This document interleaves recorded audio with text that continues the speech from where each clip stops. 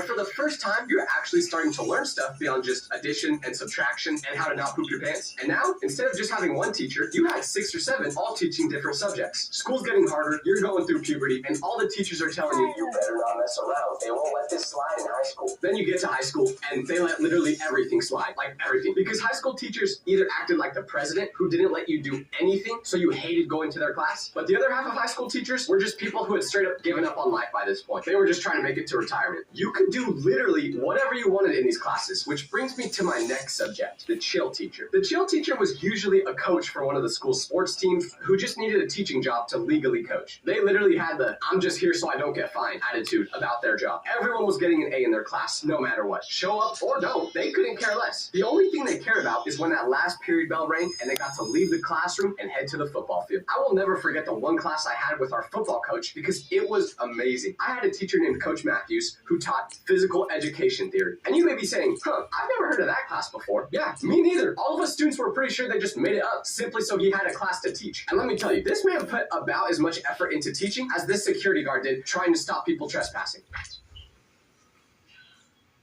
He would do the same thing every day, put on a documentary about sports, and then fall asleep at the desk. I'm not exaggerating about the sleeping thing just to make the story sound better either. He had a full routine. He'd start the video, tell us to take notes on it, then sit down, put his feet up, and within 10 minutes, he was out, completely snoring. We'd have full conversations at normal volume, and he would not wake up. His grading system was the most simple thing ever. You either got 100% or 0. That's it. If you showed up, you got the 100. If you were absent or being dumb, you still probably got the 100. I never met anyone in that class who did get a 0, so I don't even know if that ever happened. But it genuinely would have been harder to get a 0 than a 100. You would think at some point the school would step in and be like, "Hey coach, if you're going to continue working at the school, we need you to actually teach something, like even just a little bit." But Coach Matthews was so good at coaching the team that as long as they kept winning, the school didn't care one bit about what was going on inside the classrooms. Every day I miss Coach Matthews' class. But if there's one class I really don't miss, it was my 7th grade science class. Because for some reason, there are some teachers out there who wake up in the morning with one thing on their mind, and that is to make sure their students' lives are as miserable